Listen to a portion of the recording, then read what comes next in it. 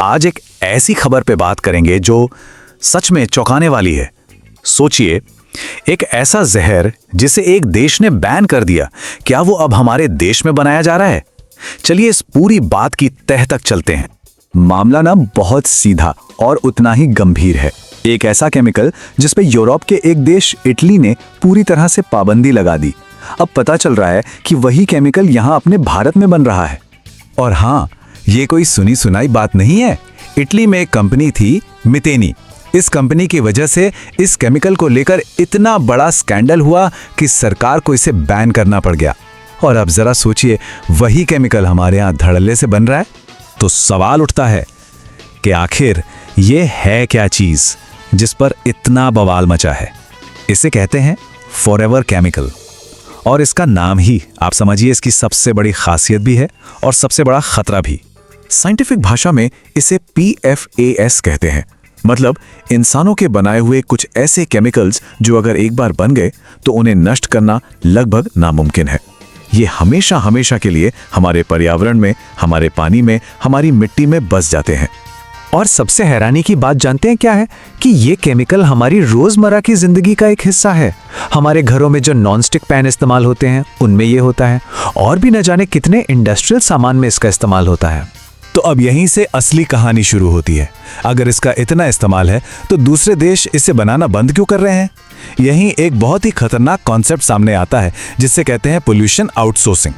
देखिए, हमने सुना है कि टैलेंट आउटसोर्स होता है, सर्विसेज आउटसोर्स होती हैं, पर अब जो हो रहा है वो ये है कि अमीर देश अपना जहर, अपना प्रदूषण हमारे जैसे देशों को आउटसोर्स कर रहे हैं।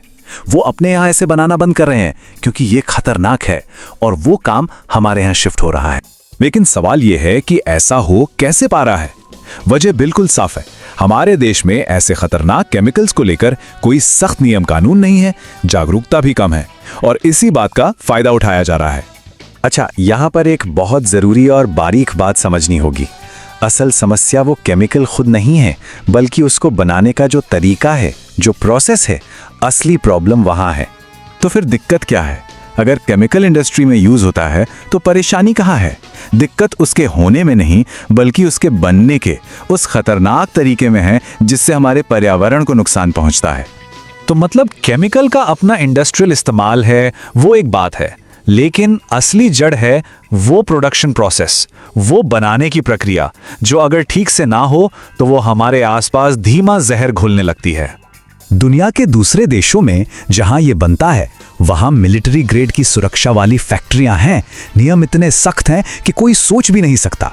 और हमारे यहाँ, खासकर मुंबई जैसे घनी आबादी वाले इलाकों में, इसे बस यूं ही लापरवाही से बिना किसी खास नियम के बनाया जा रहा है। तो अब सवाल यह है कि आगे क्या? इसका एक ही रास्ता है और वो है सख्त नियम। सरकार को इस मामले में तुरंत दखल देना होगा और कड़े नियम बनाने होंगे। इस पूरी बातचीत का निचोड़ बस इतना सा है। देखिए, इन केमिकल्स की जरूरत शायद बनी रहेगी, तो इनका बनना शायद हम रोक ना पाएं। तो ठीक है, ये बने, लेकिन बेहद सख्त नियमों और कड़ी निगरानी के साथ, क्योंकि असली दुश्मन केमिकल नहीं बल्कि लापरवाही और असुरक्षित तरीके हैं। और आखिर में ये एक बड़ा सवाल हम सबके सामने है कि क्या हम भारत को दुनिया भर के प्रदूषण का आउटसोर्सिंग हब बनने देंगे? इस सवाल का जवाब हम सबको मिलकर तय करना होगा।